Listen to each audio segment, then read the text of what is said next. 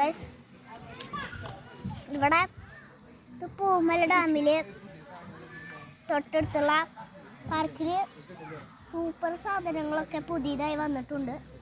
ഇതോ അത് പണ്ടൊക്കെ ഉള്ളതാണ്.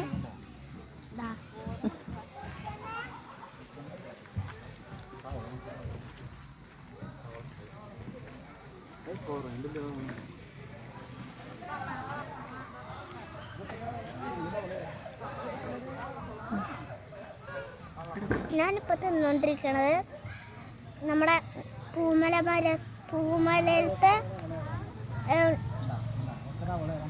പാർക്കാണ് ഞാൻ പറഞ്ഞത്.